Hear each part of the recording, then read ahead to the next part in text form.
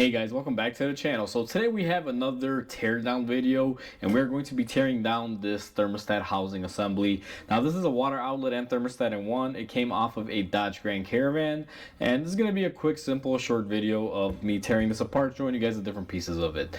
But before we go ahead and begin, guys, if you guys haven't subscribed to the channel, hit the subscribe button down below. Definitely smash that like button because it helps the channel out. And with that said, let's go ahead and tear this down and see what's inside. Alright guys, so we are looking at our thermostat. Now this one is an all-in-one. Most thermostats sometimes will be separate of the water outlet. You'll just have like this big metal spring area, but these on the Dodges come as a water outlet, and this is becoming a very common item nowadays for coming pieced together. These are really simple. I don't expect this video to be very long here. We're just going to do a quick teardown, and it's going to be quite simple. All I'm going to be needing for this teardown is more than likely probably just a screwdriver like this one. Where I'm going to begin and just show you guys this particular unit is that we have a bleeding valve here. You have this little screw, and if I get this in here correctly and I turn this, when you're filling up the systems on these Dodges, this is located on the very top of the thermostat. It'll help bleed out the system and fill the system because you'll be able to get your air out. And this is just a little plug, and right through there you have access to your thermostat. It comes out through right here, this little hole. Mainly it's used for bleeding the system out. Now one thing that's missing on this thermostat that you would have to remove typically at this point is the gasket that's on here. This gasket was so bad it was leaking. You guys can see the carnage on here. See that orange stuff? That was all the coolant buildup and leaking over time on this vehicle. That stuck to the block when I removed the thermostat off of it. So you know, unfortunately I don't have that here, but there will be a big O-ring there that would be on this thermostat normally. Now most common thermostats will have a cage built around the thermostat. I don't have one to show you for an example, but typically it's all metal. This one does not. It's quite simple. It's held in just by this little wing looking structure, and I don't know if this is going to be really under pressure or not, but what I'm going to do is just take my screwdriver here, and what I'm going to do is just pull down on it, and it was pressured a little bit there, and what we have is our little holder device. You can see that's where it gets held on by these little fingers that are on the housing. Then we have our spring. Now this spring is quite strong, but it can be easily overcome by the pressure of the pellet that's in here. When it reaches a certain temperature, and it will open up. Now if we pull out the rest of this, you guys will see this is our pellet, and this is the center of the thermostat. This one has a seal that goes around it, which is quite normal. You're always going to have some sort of sealing surface because right here in the center is the doorway for this that'll open up and basically release the coolant. Now I'm having a little trouble removing this gasket because it has hardened up here over time, but let's see if we can get it off. And actually it looks like it's bonded on there, so this gasket doesn't come off, but you're gonna have a bonded gasket. And then this is the center, the pellet as I call it. This will open up the doorway in here and allow the coolant to flow out.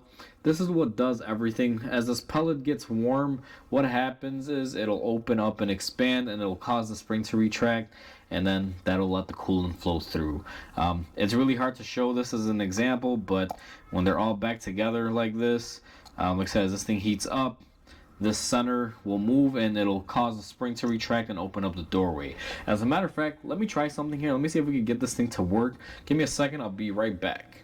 So just to test a quick theory here to see which way this thing opens or expands, I'm going to grab this and hold it with some pliers in my hand, and I'm going to introduce some heat from a little torch that I have here, and I'm going to see how this opens up.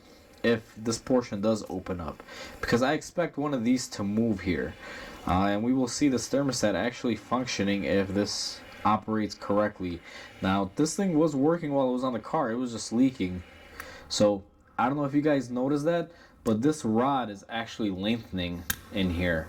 So the way this is working inside of the car is this rod that is positioned in here is pushing on this housing, which in turn pushes this up, which would open up the spring and cause it to go back and forth.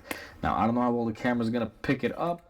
I'm gonna go ahead and spray some brake cleaner on here and cool this down, and we should see it starting to go back into place here once it cools down. So yep, just like that. And just to prove to you guys here, you guys will see that this rod on the inside comes in and out, and it'll basically be held in place by the wax pellet, and there's typically what's in there. Now I'm going to take this a little further. I'm going to try to open up the actual interior on this, and I don't know if there's going to be a spring to pop me in the face, but let's get some of this stuff out of the way. This is the actual little pusher on there that we got out, the pin, and I'm going to hold this. I'll be honest with you guys, I wasn't expecting to go this far on this one, but you know, since we got it in here and we're tearing it apart, why not, right? So I'm gonna hold this. Hopefully you guys can see it there. Now I'm going to try to just open this up here if I can. Doesn't seem like I'm going to be successful at this because this thing is hard on there pretty good. Typically what's in here is a pellet, and let me see if I can maybe get the inside popped out like this. No, this one's not going to open up. It's going to require some cutting of some sorts. So I'm not going to be able to open this portion of it up, guys. But in here, basically, you have it used to be like beeswax or some sort of wax that when it melts and expands, it'll push up on this pin and it'll cause it to push on the spring.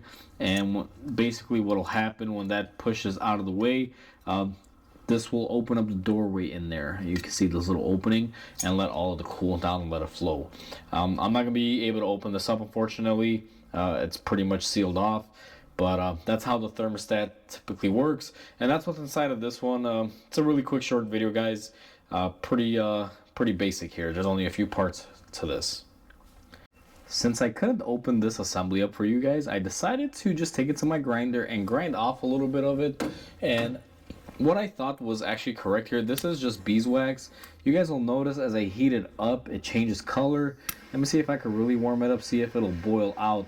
But you will see right there, what is coming out of here is a wax product. See if I can get it to drip off. And the wax basically solidifies and desolidifies. It's really hard to tell, but you can see right there in the housing. See how it turned white? That's basically wax that's coming out of there. So the wax, when it gets heated up, turns into a liquid, pressurizes the pin, and shoots it up exactly like I thought, even though I couldn't get in there. I just figured I would show you guys that because, you know, try to be as thorough as I can on here. But that's what's inside of this, just a couple seals and the wax pellet pushing up that pin. So that pretty much concludes our teardown of this thermostat, guys. Hopefully you guys enjoyed. Please comment, like, and subscribe because it definitely helps the channel grow. I hope you guys have a wonderful day, and I'll catch you guys on the next video.